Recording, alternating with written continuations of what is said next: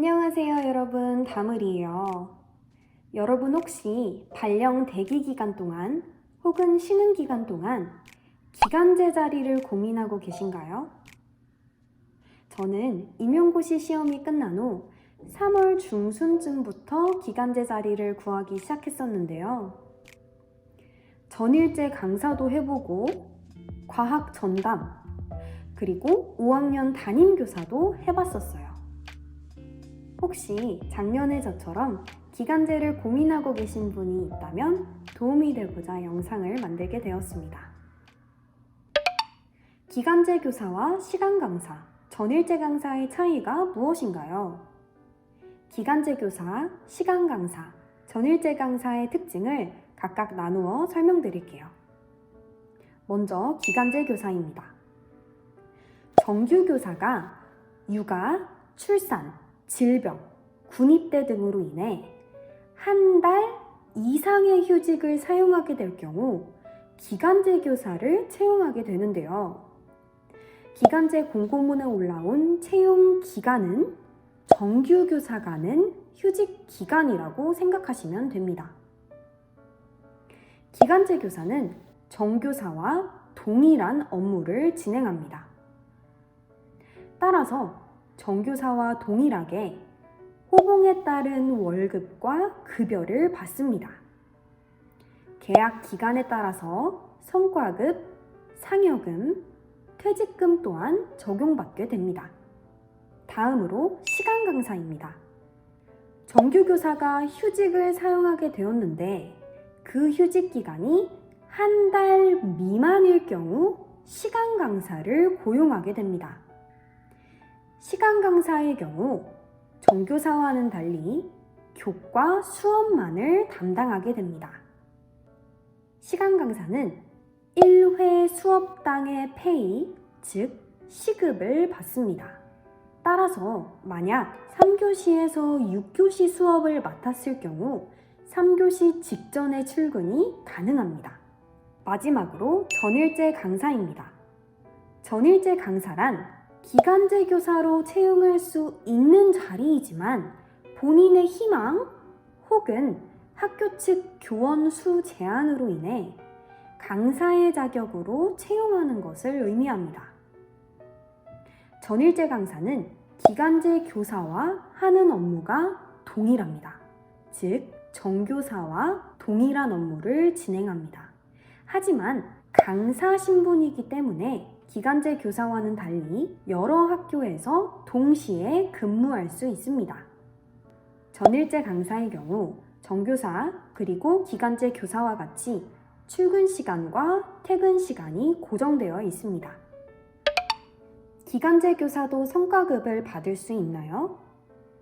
네, 2달 이상인 기간제를 구하실 경우 성과급을 받을 수 있습니다. 짠! 다음 표와 같이 기간제 교사의 경우 정교사의 약 65%에 해당하는 성과급을 지급받게 됩니다. S등급, A등급, B등급 총 3개의 등급에 따라 성과급을 차등 지급받게 되는데요. 이 표는 12개월 기준이기 때문에 내가 일한 개월 수에 따라 성과급이 지급됩니다. 예를 들어 내가 만약에 B등급을 받았는데 2개월을 일했다. 그럼 이 금액에 12분의 2를 곱하면 되겠죠. 일반 교사와 기간제 교사의 성과급 등급은 따로 선정되기 때문에 기간제 교사끼리 경쟁하는 거다. 이렇게 생각하시면 좋을 것 같아요.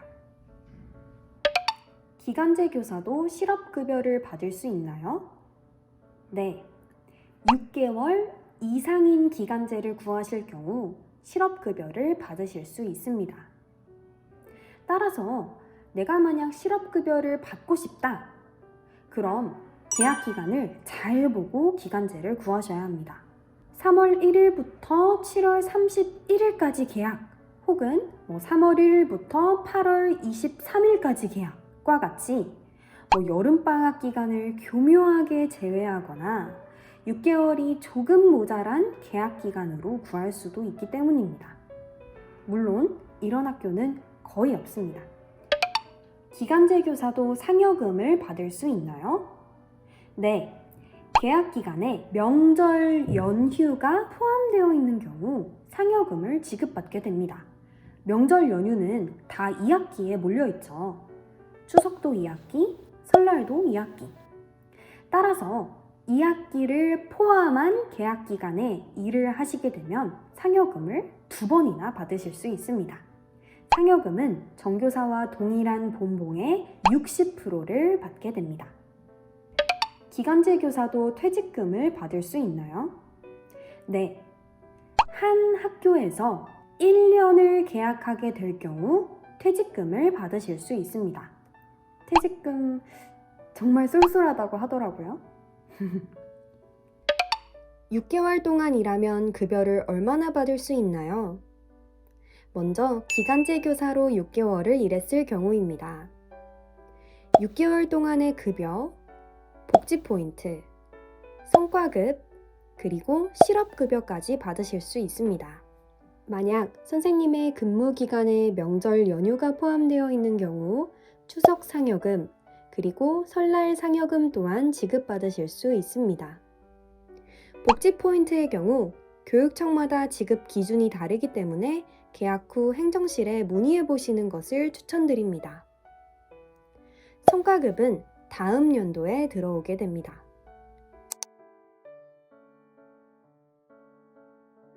다음으로 시간 강사로 6개월을 나누어 채우신 경우입니다. 시간 강사는 일한 시간당 시급을 받게 됩니다. 2022년 기준 약 22,000원에서 25,000원 정도의 시급으로 통일되어 있습니다. 기간제 교사와는 달리 성과급 및 상여금 등의 기타 수당은 받지 못합니다. 대신 주 15시간 이상 일한 경우 주휴수당을 받을 수 있습니다. 기간제 교사는 어떻게 지원하나요? 여러분이 지원하고자 하는 지역의 교육청 또는 교육지원청 홈페이지에 구인란에 들어가시면 다양한 공고문을 확인하실 수 있는데요. 예를 들어 내가 경기도교육청의 기간제 교원으로 지원하는 경우 경기도교육청 홈페이지에 들어오셔서 메뉴를 클릭하시면 인사채용 시험란이 있습니다. 채용 정보 구인란에 들어가시면 이렇게 다양한 공고문을 확인하실 수 있습니다. 여러분이 원하시는 지역과 학교급, 채용 여부 등을 선택하셔서 검색도 가능합니다. 공고문을 클릭하시면 구하는 기간제 종류, 채용 기간, 지원 방법 등 자세한 내용이 적혀져 있습니다. 대부분 1차로는 이력서와 자기소개서 등의 서류를 제출하고 서류 심사에 합격하면 2차로 면접을 보러 가게 됩니다. 2월 초에서 중순까지 공고문이 가장 많이 올라오지만 그 이후에도 꾸준히 올라오니 너무 걱정하지 않으셔도 됩니다. 특히 제가 기간제를 지원했던 2022년 작년의 경우 코로나로 인해 학기 중 기간제 자리를 구하는 학교가 정말 많았어요. 기간제 구하기가 하늘의 별 따기다 보니 조퇴 등 모든 편의를 봐줄 것입니다와 같은 파격적인 조건으로 기간제를 구하는 학교도 있었어요. 이 외에도 기간제를 구하는 방법이 있나요? 네, 교육청 구인구직 사이트 이외에도 기간제를 구하는 방법이 있는데요. 교감 선생님께서 지원자의 번호를 저장해 둔 후 다른 학교에 기간제가 필요할 때 소개해 주는 경우도 있습니다. 저도 그러한 방식으로 기간제를 구했었는데요. 교감 선생님께서 주변에 기간제를 구하는 친구가 없는지 여쭤보시기도 합니다. 즉, 지인의 지인을 통해 건너 기간제를 구하시기도 하는 것이죠.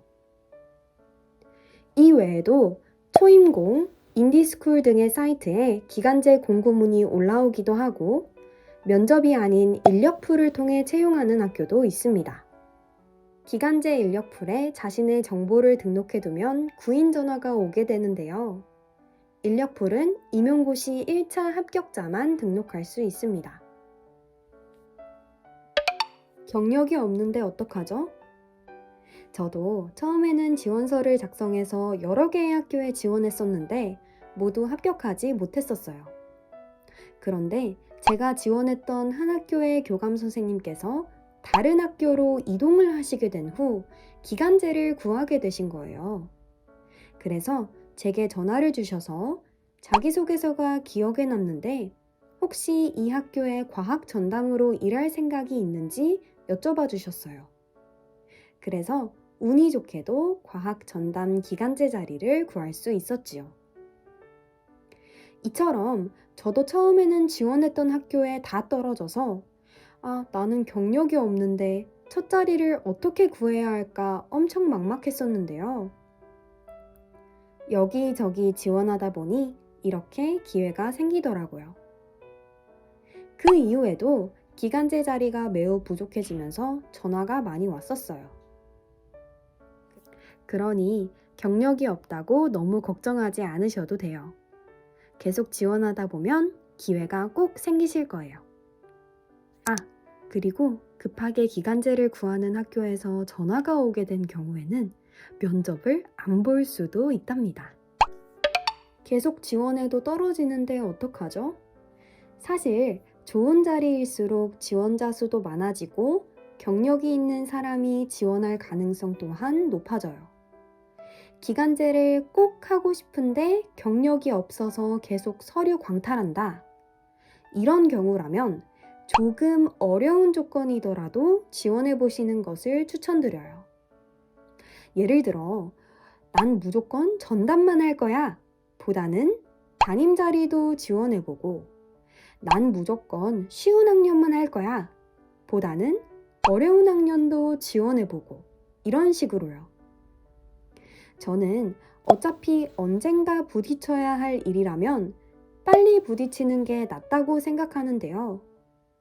기간제일 때 혹은 초임교사일 때 실수하는 것은 당연하지만 나중에 경력교사가 돼서 실수를 하게 되면 질책을 받을 수도 있잖아요.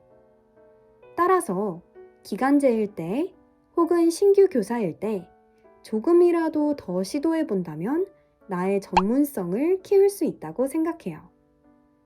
물론 과도한 업무 부담, 말도 안 되는 요구, 예의 없는 부탁, 이런 것을 다 받아들여야 한다. 이런 걸 의미하는 게 아니라는 것 아시죠?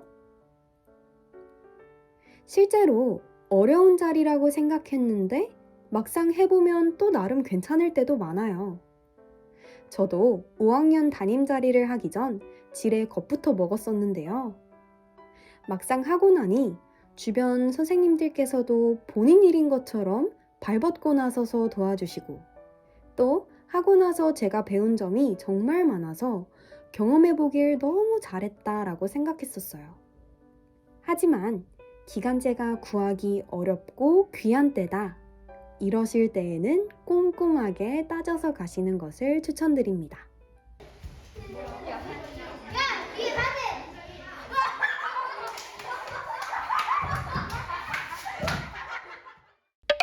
전담교사와 담임교사의 장단점은 각각 무엇인가요? 먼저 전담교사의 특징입니다.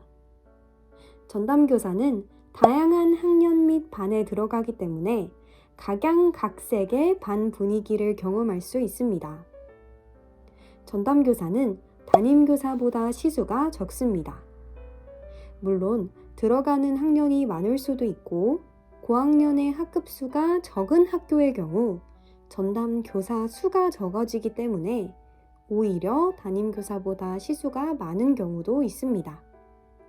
과학 전담의 경우 과학 실무사님이 계시다면 실험 준비 및 정리를 모두 도와주시기 때문에 정말 편합니다.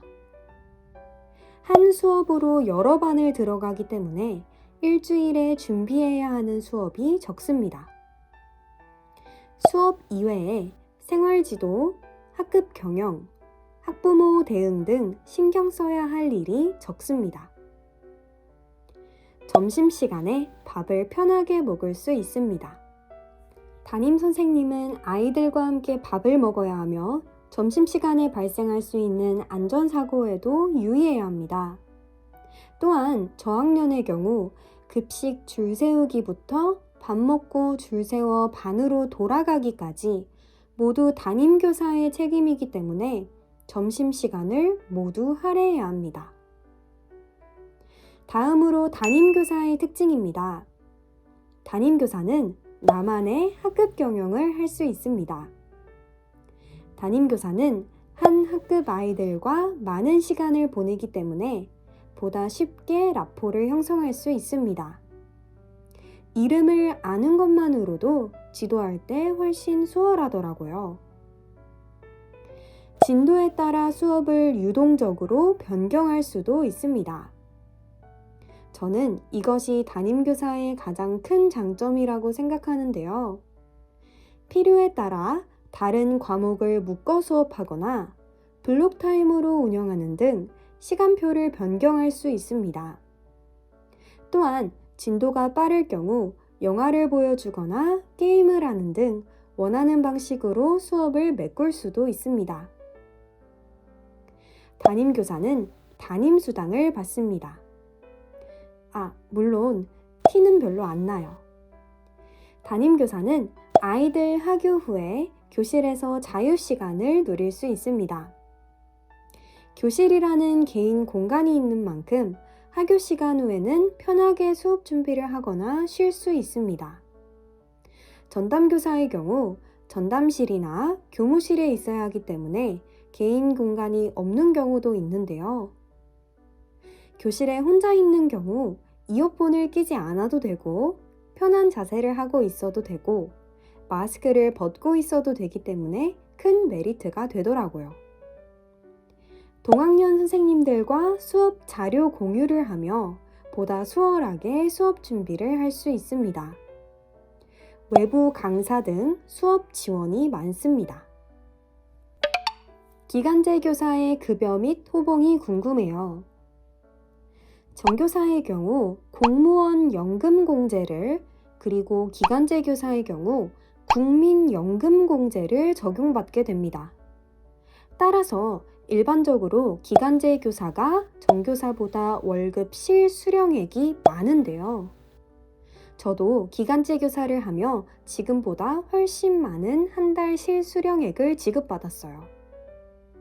또한 기간제 교사는 정교사에 비해 성과급은 적게 받지만 1년 계약을 했다면 퇴직금을 받게 되기 때문에 이 경우에는 정규교사보다 연봉 또한 많아지게 됩니다. 기간제 교사의 월급 명세서는 본봉, 정액급식비, 교직수당, 가상금, 교원 연구비 등으로 이루어져 있습니다. 추석이나 설날과 같은 명절에는 상여금 또한 지급됩니다. 교육대학교를 졸업한 신규 교사의 경우 본봉은 9호봉부터 시작됩니다.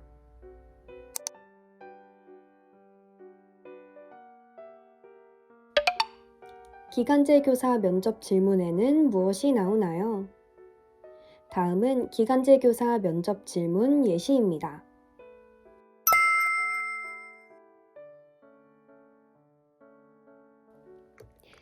이 외에도 자기소개서에 작성한 내용과 관련된 질문은 준비해 가시는 것을 추천드립니다.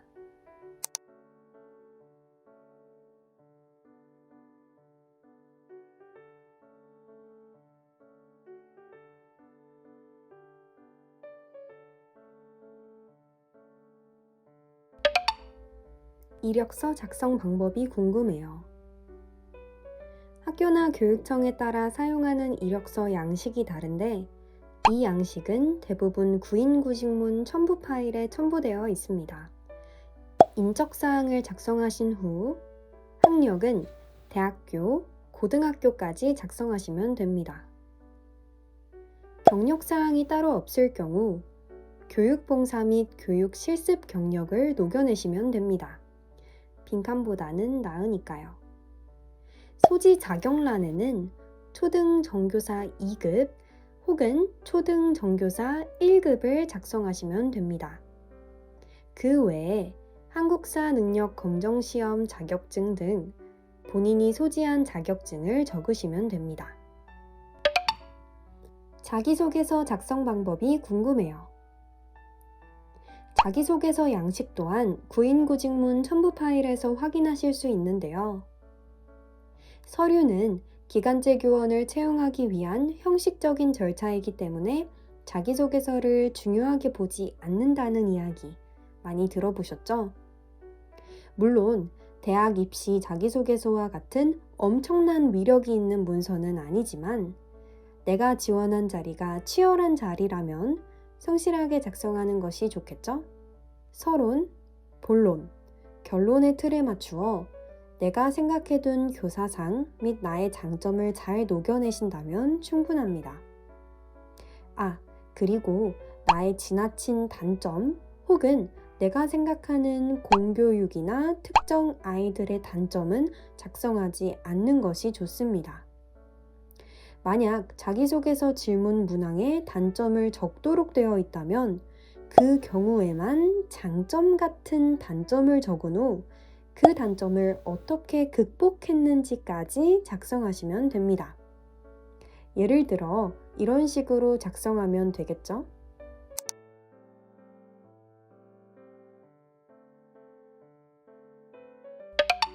면접 당일 복장은 어떻게 갖추어야 하나요? 중요한 것은 깔끔하고 단정하게입니다. 머리를 묶지 않았다고, 정장을 입지 않았다고 마이너스 요인이 되지 않습니다. 하지만 공식적인 자리인 만큼 예의를 갖추어서 단정한 느낌으로 입는 것은 중요하겠죠. 나의 이미지에 맞는 깔끔한 복장을 통해 좋은 첫인상을 남겨보면 어떨까요?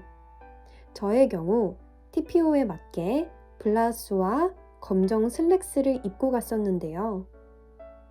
임용고시를 치르신 분이라면 2차 시험 때 착용하신 복장을 그대로 입고 가셔도 좋습니다. 남성분의 경우 정장을 많이 입고 오시더라고요. 수업 첫날 무엇을 하면 좋을까요? 기간제 교사 채용이 되면 대부분 정식 출근 전 인수인계를 위해 학교를 한번 방문하게 되는데요. 이때 수업 진도 및 업무, 담임을 맡았다면 아이들의 특성 등 선생님께서 아셔야 할 내용을 자세하게 전달해 주실 거예요. 인수인계 내용을 참고하셔서 첫날 수업을 준비하시면 됩니다. 전담교사일 경우 학기 초에는 자기소개 PPT를 준비하시면 좋고 학기 중반일 경우 대부분 진도가 정해져 있기 때문에 간단하게 자기소개 후 바로 수업을 시작하시면 됩니다. 담임교사일 경우 학기 초 첫날에는 다음과 같은 활동을 하실 수 있습니다. 학기 중반이더라도 진도를 조정할 수 있기 때문에 첫 타임에는 아이들과 친해지는 시간을 가질 수 있어요. 간단한 아이스 브레이킹 활동을 통해 아이들과 친해진다면 보다 수월하게 학급 경영을 하실 수 있을 거예요.